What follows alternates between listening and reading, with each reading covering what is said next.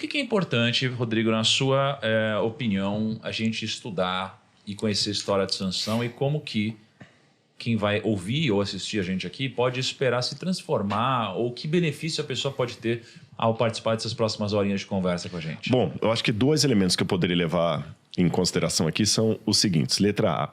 A Bíblia apresenta os heróis de Deus de uma perspectiva diferente daquela esperada, por exemplo, pela mitologia grega. A mitologia grega apresenta os heróis como heróis, ponto. Como hoje nós temos o DC Comics, temos o Marvel, o herói é o herói, forte. A Bíblia mostra as fraquezas dos heróis. Em alguns momentos eles são quase anti-heróis, à semelhança do Macunaíma, que era o anti-herói brasileiro. E a segunda coisa que me chama a atenção é que a Bíblia coloca bem claro que até os talentos, os dons, as bênçãos de Deus que você recebe, se não forem geridas com sabedoria, podem se tornar uma tragédia na sua vida. Sim, total. Isso me pegou na história. Esse é um ponto forte, porque muitas pessoas falam assim, mas Deus não me deu recursos. A questão não é se Deus te deu recursos, é o que você faz com aquilo que Deus te deu. Sim. O Sansão teve um grande recurso, a força sobre-humana. Deus o chamou para a missão de liderar o povo hebreu. E olha que ele só não foi um fracasso total, porque no final, sem querer dar spoiler, Deus vai ter misericórdia dele.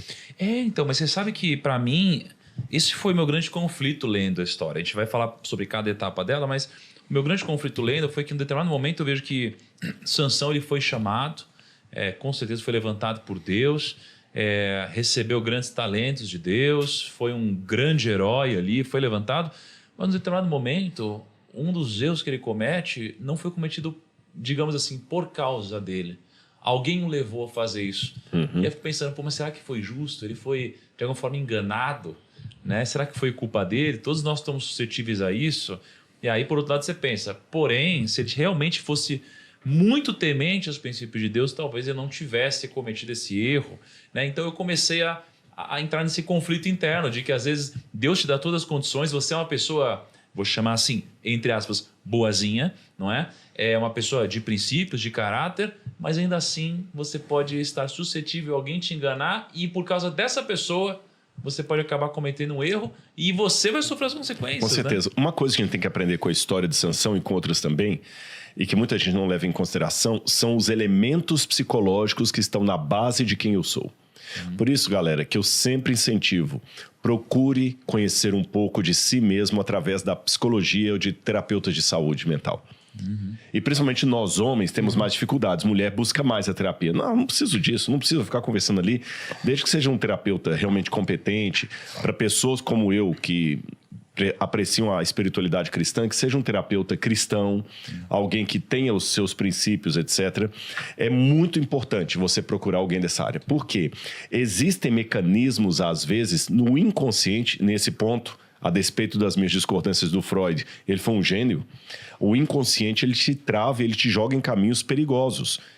Onde, no plano da psicologia, você também é corresponsável até com a sacanagem que o outro faz com você. Como assim? Vou colocar 2 situações aqui.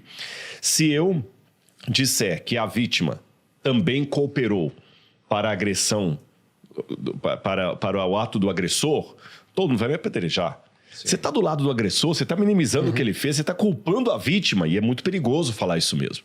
Mas no ponto de vista da psicologia, que não está nem aí para as questões do politicamente correto, às vezes a vítima coopera com a agressão do outro. De que maneira? Vou dar um exemplo para vocês. Certa vez havia um programa de TV aqui no Brasil, onde as pessoas levavam casos diferentes ali. E sempre no final do programa tinha uma psicóloga que dava o parecer dela sobre a participação dos todos. E o título desse programa foi Tenho Dedo Podre.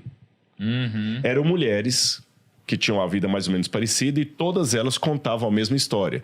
Que foram traídas por um namorado que fez dívida em nome dela, o outro namorado roubou o cartão de crédito dela, a outra perdeu o apartamento por um namorado.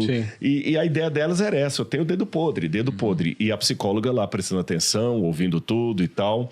E no final, a psicóloga perguntou assim, onde vocês estão, o que vocês mais querem? Um grande amor. Um grande amor, mas como seria esse grande amor? Há um homem que nos ame, um homem trabalhador, honesto, sério, pai de família, ótimo. Onde vocês estão procurando os últimos relacionamentos que vocês tiveram? Aí um falar, o meu eu encontrei numa balada. O outro falar, o meu eu encontrei no Tinder. O outro eu encontrei pela internet. O outro eu encontrei num site de relacionamento. O outro eu encontrei domingo de madrugada num bar. Aí ela falou assim, pois é, vocês perceberam que vocês têm um discurso que está dissonante com o seu desejo ou com a sua prática? No discurso e no desejo, vocês querem um homem honesto. Mas vocês estão procurando esse homem honesto em lugar onde os homens honestos não estão. Porque de domingo para segunda, os homens de bem estão dormindo, porque ele tem que trabalhar no outro dia cedo. Ele não está na balada pegando alguém. Ele não está de madrugada no Tinder. Ele está dormindo porque ele tem que trabalhar. Vocês, então, têm alguma questão psicológica que está fazendo vocês procurarem alguém que vai ferrar a vida de vocês. Então, veja bem, não é agora criminalizar a vítima. Por favor, não se trata disso. Nem de diminuir o ato hediondo do agressor. Mas eu tenho que me perguntar até que ponto eu estou colaborando para que o outro faça isso comigo. No caso de Sansão foi muito simples. Ele realmente buscou alguém para fazer jus à neurose que ele tinha, que não se permitia vencer. Isso. E até porque a gente consegue encontrar um certo comportamento que se repete em Sansão, né? Então a gente mostra que realmente ele tem um problema nessa área. Exatamente. E aí, até lembrando de outros podcasts que nós já gravamos aqui, as tendências hereditárias. Sim. Onde você vê, às vezes, o filho reproduzindo o modelo do pai. Tendência não é determinismo, pessoal. Não significa que filho de peixe, peixinho será. Mas a tendência existe. Então, o que você tem que fazer no começo é já estudar a árvore genealógica da sua família, os casos que há na sua família, para ver as tendências, olhar dentro de você, com a ajuda de um bom profissional de saúde, quais são as suas tendências e não segui-las. Porque há muitas pessoas, por exemplo, que têm uma tendência da autodestruição. Ele vai buscar alguma coisa para se ferrar, mesmo que Deus dê para você oportunidades genuínas. Só para a gente entender um pouquinho, esse período em que Sansão viveu, chamado na Bíblia período dos juízes, é uma fase entre a entrada do povo em Canaã e a escolha do primeiro rei. Nessa época, o povo não tinha rei. Então, quem Deus levantava para defender e governar o povo? Juízes. Então, você tem a palavra shofet, que é juiz em hebraico, e aí você tem juízes. Mas não é juiz apenas no sentido judiciário da palavra. Esse juiz aqui é um juiz que ele ajuda, ele luta por você, ele compra a sua causa, ele guia você na guerra. E Deus escolhia do povo aqueles que ele gostaria. Então, Débora, você tem o próprio Samuel, Baraque, Jefté. E Sansão foi um desses. E o interessante é que Sansão vai se tornar juiz. A gente calcula que ele viveu no ano 1090 a.C. É a época dele, que ele surge ali, que ele nasce. E nessa época, os grandes agressores do povo de Israel eram os filisteus, que eram poderosos. Os filisteus, eles tinham o manuseio do ferro que os hebreus ainda não tinham. E Sansão foi levantado por Deus para uma grande missão. Agora, a prova maior, essa aqui que é um dos argumentos que eu tenho contra a ideia de predestinação ou predeterminação. Se predestinação fosse uma coisa realmente bíblica, Sansão não falharia nunca. Porque Deus predestinou para ele ser o líder. Saul não falharia nunca, porque Deus predestinou para ser o rei. Então, nós notamos que até aquilo que Deus coloca você para ser, você pode frustrar até aquilo que Deus gostaria que você fosse. Você que quer se aprofundar mais nesse conteúdo, quer se aprofundar mais em Bíblia, quer se aprofundar mais em princípios milenares, você deve entrar na lista de espera da pós-graduação em Arqueologia e Interpretação Bíblica com o Rodrigo Silva. É muito legal. Não é? O Grupo Primo e a Unasp apresentam para você a pós-graduação liderada pelo Rodrigo Silva, explorando os livros da Bíblia e o universo da arqueologia bíblica. Então, com os destaques aqui.